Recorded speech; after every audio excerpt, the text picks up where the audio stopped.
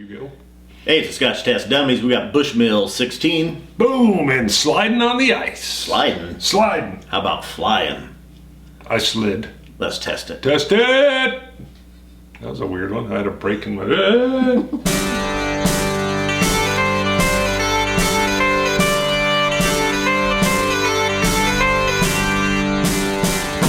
All right, we're back. First, I gotta honor a promise. You got your game face on? Game face, I don't. I need my game face on. We may do that in the future, James. But we said James D, right? Yep. That's all we said. James D sent us this from Australia. Sullivan's Cove, American Oak. Right, and we didn't want to shout out the last name in case he didn't want it on the interwebs. Yeah. But I said if he didn't want it on the Google. Right, on the Goog, on the U. But I said if he didn't mind, just give us permission, and I would yell it. Yes. And he said... James Diamataris! Hopefully that's right. Diamataris? Diamataris! I think that's it. He actually said if you can say my last name, and then he gave it to us phonetically, but that actually scared me more. What is it phonetically? Well, he's got Diamataris. Diamataris. I think. See, I would have said Diamataris. Sounds cool. Sounds like a soap opera name. Yep. James Diamataris. Or Jimmy. We need to... Jimmy. What we need to do is get him like on a video chat or something and talk to him and then see. That's good. You know what? We have been... here's a little teaser. But we're working out the tech side of it. Logistics. Yes. One of our goals for 2016, Scotch Test Dummies, is to do some live, quote-unquote, virtual tastings. I've done some Google Hangouts with some board game folks where they can broadcast a live, almost like a Q&A, but they actually get in and talk about board games, and then they also will take questions at the same time, and I thought that would be perfect for a tasting. So we are going to get that done, and we're going to reach out to, I'm going to call him Jimmy. We're going to reach out to Jimmy D. Yep. That's your new deal. Jimmy D. We're going to reach out to Jimmy. But with the virtual tastings, what you can do is we will meet up with somebody via the internet on video. It'll be a live tasting. Mm-hmm. Our viewers can tune in and watch the live tasting on YouTube. Yes. And send comments and stuff in, which we will get and we can answer questions. I think it's Google Hangouts is the better one. It's almost like video conferencing, but done in a different way. And then we can even record it and put it on the show for people that can't watch it live. Having said this, we now have to follow through. That's one reason we've said it publicly. So, because there are a few challenges. You've done it. Right. You're dragging your feet. Well, I've done it, but we had a guy that was like the tech guy that set all this up. And even the guy hosting the channel was an IT guy, but he had a special tech guy set everything up for him, which made me a little nervous. So we're going to do it. We will do it. And we're going to work in a few of those and just see how they go. If not for sure, we'll have some pre-recorded ones. We've got some software. Yes. We can meet up with people online. We could do... And we can record Skype or whatever. Yeah. Well, no, it was the one we did with your wife. True. We all met up and recorded it. Yeah, I can't remember. Was it Zoom? Zoom? Might have been. Yeah, it might have been Zoom. So we tried a few things but we'd like to do it live so people can tune in. We think that'd be more fun and enjoyable. But Jimmy D, if you're willing, we're going to try to do that, even though we know the times in Australia may be weird for, you may be trying Scotch at 6 in the morning. I don't know. So we'll see how it goes. So back to the Bushmills 16. What do you got there? Well, I was just reading on the back, and I think there's actually a typo in there. A typo? In there. Well, by all means, point it out. Well, okay. The Bushmills 16-year-old single malt is matured in 3 different woods. The unusual maturation gives our 16-year-old its ruby red color and robust personality. I think they mean maturation. I think so. But they've got an R in there, maturation. Maybe they have it on marching men. And they move it around. Could be. The maturation. I like the sound of it. New twist. Bushmill 16, it is a triple cask. It's been in ex-bourbon casks, it's been in port wine casks, and it's been in Oloroso sherry casks. And it is an Irish whiskey. I think most people probably knew that. I think they did, but it's always good to put it out. Just in case you didn't, it's 40% ABV. And we did have people asking, they said sometimes we'll reference like multiple caskings, and we had several viewers say, can you explain some of this as you go? Because that's interesting that's, even though some will know this is Irish, we're going to be saying stuff that's sometimes blatantly obvious. We're getting a lot of younger viewers, like in their 20s, upper 20s that are coming in. One of our leading trending deals we just saw on YouTube is age 25 to 34. And we've got some folks that are brand new into whiskeys, and they're asking that we explain what a multiple casking is. So, all right, what do you get on the nose? Well, are you going to explain you didn't really explain the casking thing. Sorry. Explain. So, your majority of scotches are aged in ex-bourbon casks. So you've got that going with this. Right. It's been in a port wine sherry, or a port wine cask. Right. Which held port wine. And so they literally dump out whatever's in the cask, and then they reuse that cask, whether it was bourbon that was in there, port wine, rum, cognac, sherry. They're doing this now, and they reuse it, so then it gets some of those flavor tendencies from the casks that it's been. Yes. And then, so port wine, we did a tasting on it because we wondered what it tasted like. We had had a few scotches, a few whiskeys that had been in port casks. It's a very light, very fruity wine. And then this has been in Oloroso sherry casks as well, which is gives you a darker fruit flavor. Yep. Your plums, your raisins, stuff like that will come out from the sherry cask, which I love. I love the Oloroso sherry cask. That being said, and we pre-taste these and spend quite an amount of time with them, sometimes up to an hour. So even though we're doing things faster on the show, we've pre-tasted, we've got notes. And this one it's a fruity, I get a fruity nose off of it. I even put kind of like, this is weird, but juicy fruit. That juicy fruit kind of tang that's in there. I'm still getting that. I've got that the nose it's very light and very crisp. I get a very light sherry and a very light berry, probably just from both the sherry and the port casks. Sherry berry. It's like a soap opera name.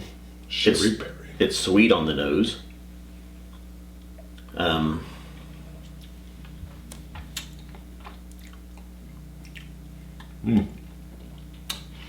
On the taste, I get a strong tangerine. The tangerine aftertaste, I get a quick aftertaste drop off. Lots of fruit on the flavor, but tangerine right up front, and then I get a trailing fruit on the end. Right in my notes, I've got it's very different at first. I think it's the combination of the bourbon casks and the sherry casks and the port casks lend this something I hadn't had before with that, and I get that combination of light berries from the port and the darker fruits from the sherry, and I get a very strong flower. Like ground I think wheat? it's probably what the tangerine that you're getting, I think, is a flower. Okay. And it took me a little bit to place it, but it's from Tazo Passion Tea. It's the same notes, and I had to look it up. It's rose hips and hibiscus. Wow, you're going deep. Yes. That's deep in there. But it's if you've had the Tazo Passion Tea, that's this. Now, I've added just a drop of water, again, to explain that for some that are new to whiskeys in general. We'll try it neat, and then when you add a drop of water, it actually will open it up a little bit more. It kind of releases more of those tannins. And for a new drinker, sometimes you want to slowly add more and more water just to get it to taste.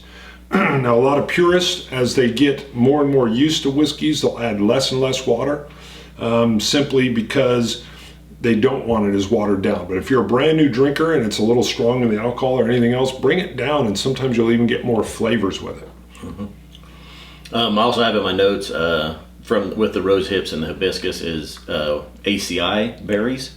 It looks like acai, A-C-A-I. I think it's actually pronounced ACI. Berries and raspberry chocolate.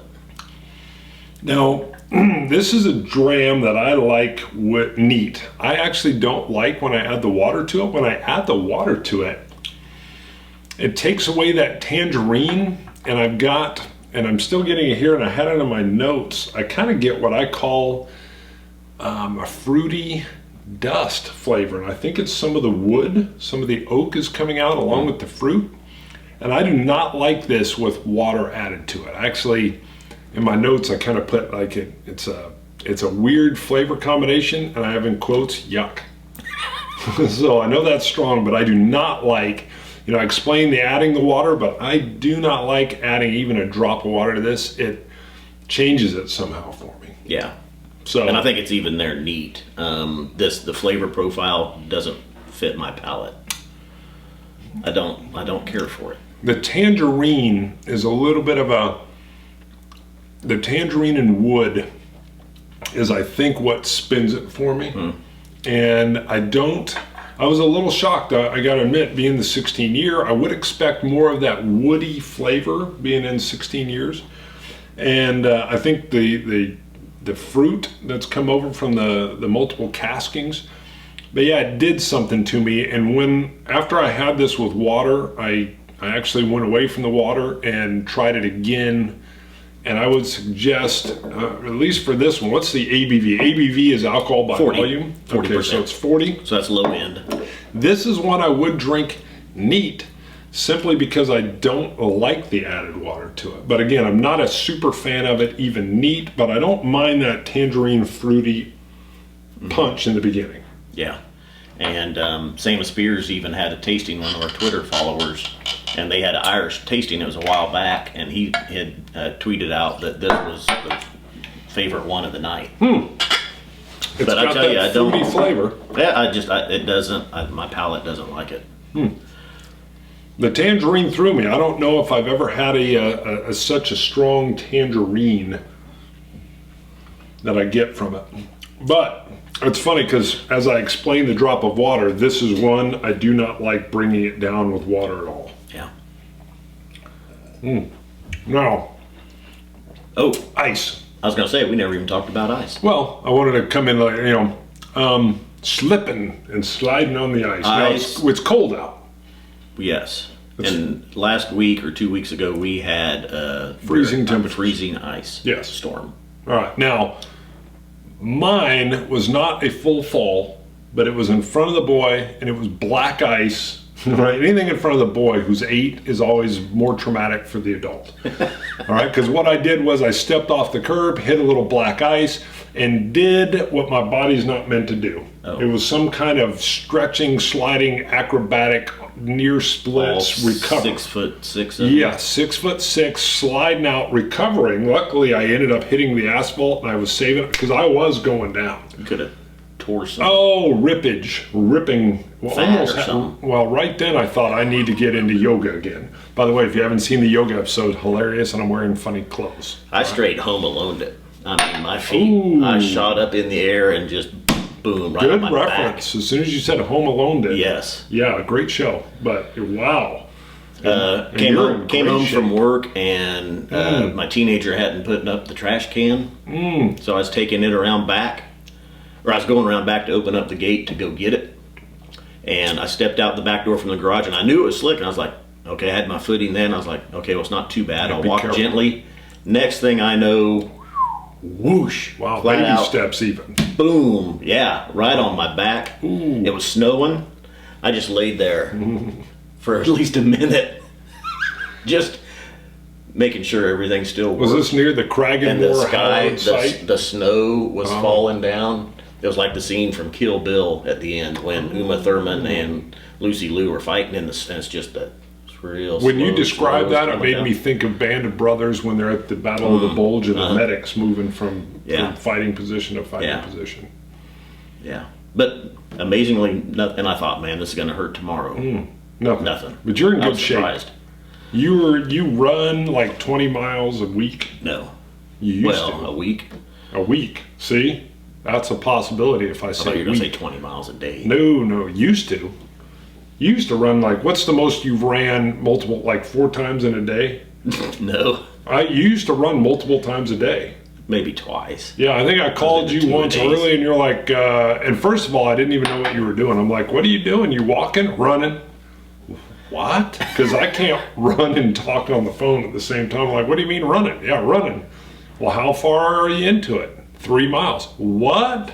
You call me at 3 miles, you'd probably start an ambulance. You'd be like, where are you at? That was a few years ago, too. Yeah, I know. And then I get a hold of you later in the day and you're running again. I'm like, you're running again? What kind of what chemicals released when you run?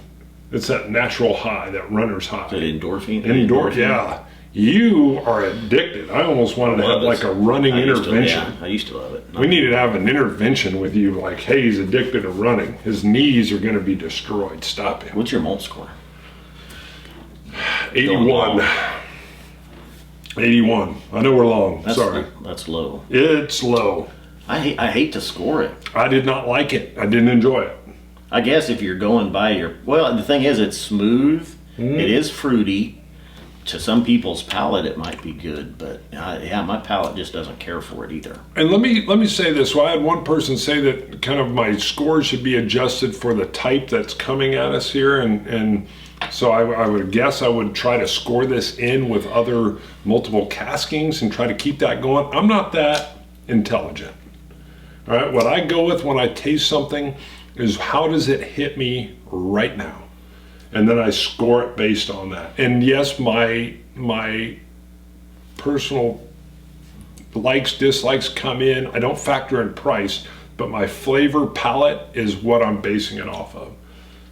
And I even know that'll change like 10 years from now. It's not a bad whiskey. It's just got the flavor profile it's picking up. It doesn't.